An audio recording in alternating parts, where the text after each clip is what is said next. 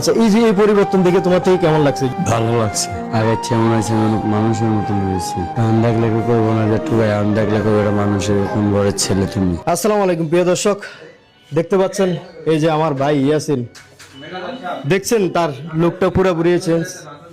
সে কিন্তু তার এই পরিবর্তন দেখে দীর্ঘ সময় কিন্তু কান্না করেছে এবং আমরা দেখতে পাচ্ছি এই বোনটারও কিন্তু অনেক বেশি মন খারাপ, সেও কিন্তু কান্না করেছেন তার এই লুক চেঞ্জ দেখে।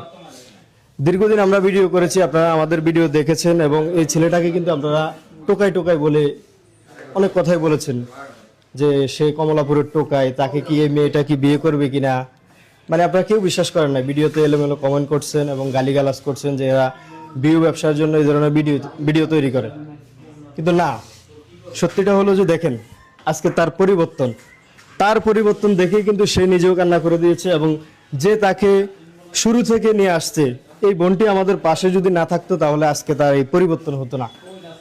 এই বোনটি কিন্তু তাকে ভালোবেসে তার এই পরিবর্তন ঘটিয়েছে এবং এরপরেই কিন্তু তাকে বিয়ে করবে। আচ্ছা, আমরা তার মুখ থেকেই শুনবো। আচ্ছা, এই যে এই পরিবর্তন দেখে তোমার থেকে কেমন লাগছে যদি একটু বলতে? ভালো লাগছে। ভালো লাগছে। আগে যেমন আছে মানুষের মতন হয়েছি। কেউ আমাকে কেউ এখন বকবেও না, কিছু করবেও না। এখন দেখলে কেউ করবো না যে টুকাই, আমি দেখলে এটা মানুষের কোন ঘরের ছেলে তুমি, এইভাবে কবে।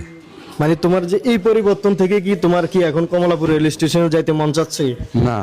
আচ্ছা, এই যে তার এই পরিবর্তনের পিছনে আমরা যতটুকু মনে করি আপনার অনেক বেশি অবদান রয়েছে। আপনি যদি আমাদের পাশে না আসতেন তাহলে কিন্তু তার এই পরিবর্তন হতো না। আমরা যতটুকু জানি তাকে আপনি অনেক বেশি ভালোবাসেন মন থেকে, তাকে বিয়ে করবেন সামনে, এই জন্যই কিন্তু তার এই পরিবর্তনটি ঘটিয়েছেন। তো এখন তার এই পরিবর্তন দেখে আজকে কেমন লাগতেছে যদি একটু বলতেন? অনেক ভালো লাগতেছে। জি। আর এখন তো আর কেউ টুকাই টুকাই করে বলতে পারবে না, অপমান করতে পারবে না, বাজে কমেন্ট করতে পারবে না। এইগুলো দিকটা তো সে বেঁচে গেছে আমার মনে হচ্ছে আর কি এরকম। আচ্ছা, আপনার চোখে পানি দেখতেছি, কেন চোখে পানি কেন?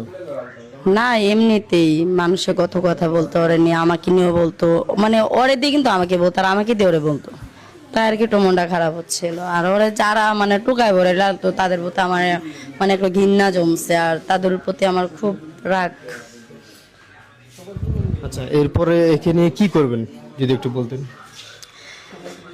আচ্ছা, এবার আমি এখন যে কথাটা বলবো একদম আমি মন থেকে কথাটা বলবো।